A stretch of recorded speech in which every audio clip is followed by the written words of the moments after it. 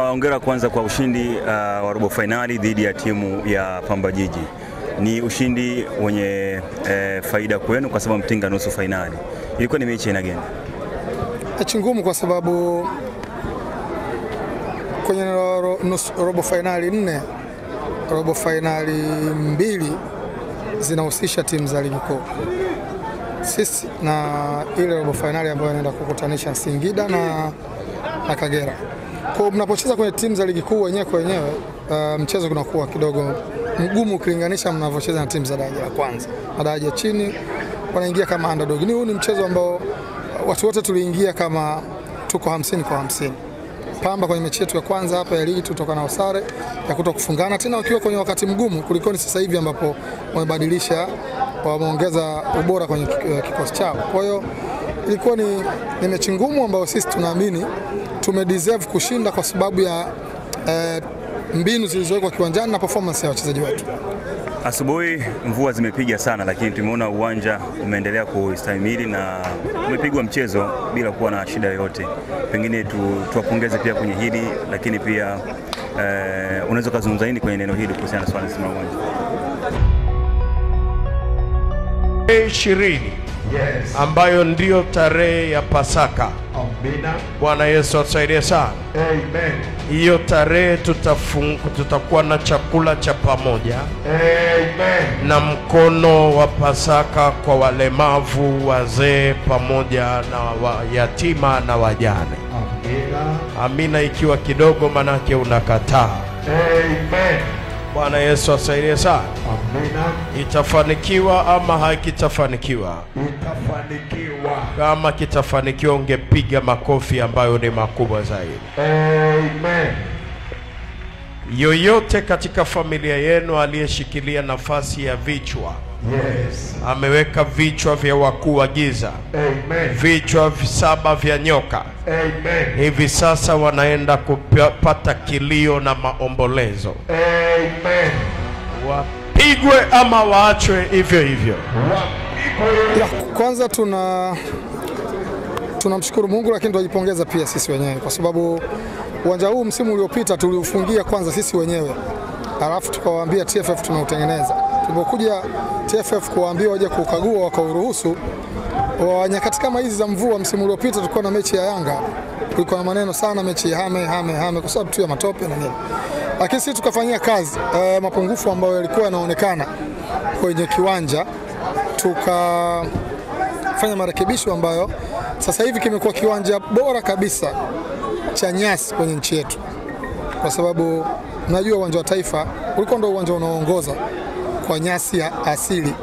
Lakini kilichotokea juzi kwenye mechi ya robo finali ya CAF Confederations Cup, wizara yenyewe imeufungia, lakini pia nafikiri CAF wamesuspend pia. Kwa hiyo mechi imehamishwa. Sisi pamoja na mvua ilionyesha usiku kucha au sehemu kubwa ya usiku mpaka asubuhi, bado kiwanja kimechezeka. Hakuna namna yoyote ya kutumia magodoro au mop kusukuma maji kwenye kiwanja ambacho msimu uliopita tu kilikuwa kinapigiwa kelele. Tumefanyia kazi mapungufu kwa kiasi kikubwa. Kwa hiyo maintenance pia ya kiwanja tunaisimamia kwenye kiwango kikubwa sana. Haikuwa kazi rahisi mpaka CAF kuja kukagua na kusema, wizara ilitamka hapo juu. Waziri wa Habari, Sanaa, Utamaduni na Michezo Profesa Kabudi alitamka hapo juu kwamba mpaka CAF wanakagua, kiwanja pekee ambacho kilikuwa tayari ni kiwanja hiki. Kwa hiyo hiki kinachotokea leo sio jambo la jana au juzi.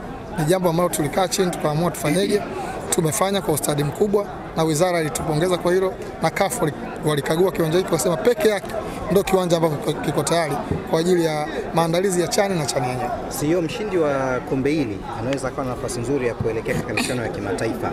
Unajihisi mko tayari kwa ajili ya kupokea changamoto hiyo mpya? Sisi sio timu ambayo inaweza ikasema inaweza kushinda kikombe cha ligi kuu. Tumewahi kuzungumza hiyo kwamba hatuko kwenye mbio za kugombea ligi kuu. Sisi ni timu ambayo msimu uliopita ndio msimu wa kwanza baada ya kupanda daraja tukapigana ili tusiteremke, na ndio timu ambayo imepanda daraja inachopaswa kufanya cha kwanza. Tukapigana tukaweza playoff tukabaki. Msimu huu ni msimu ambao ni ujenzi wa timu. Hiki kinachotokea tunaendelea kujenga timu. Kwa hiyo kwenye ligi kuu sisi hatugombei kikombe. Tunajenga timu yetu, tunaamini msimu ujao kuna kitu tutagombea. Kwa Kwa hiyo sehemu peke yake ambayo tunaamini sisi tunaweza kupata kikombe ni kwenye mashindano haya ya mtoano, kwa sababu haya yanahitaji mbinu ya mechi moja husika tu ya mtoano, na mpango kazi wa mechi hiyo peke yake haujumuishi alama za mechi kadhaa, mzunguko mkubwa, si marathon, hakuna. Ni namna wewe utakavyoiendea mechi hiyo husika tu. Ikikupa ukiwa na plani nzuri, ikikupa matokeo mazuri, maana yake umefika hatua inayofuata. Haitakuwa ajabu timu hii ikiwa daraja la kwanza iliwahi kucheza na Singida United, wakati huo ndio Singida United, hatua ya nusu finali. Kwa leo tumeingia hatua hii baada ya kuwa tumewahi kuifika huko nyuma.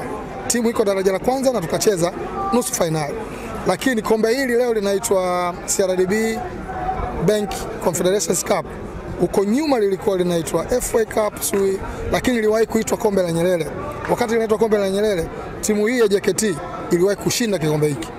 Lakini katika namna ya kustaajabia, Fati wakati ule ilipeleka jina la Simba badala ya jina letu CAF. Kwa hiyo Simba walicheza wakiwa sio washindi, Young Africa kwa mabingwa wa nchi. Kwa hiyo Simba walikuwa kucheza mashindano ya Confederation wakiwa sio washindi. Washindi walikuwa JKT Ruvu ambao ndio timu hii.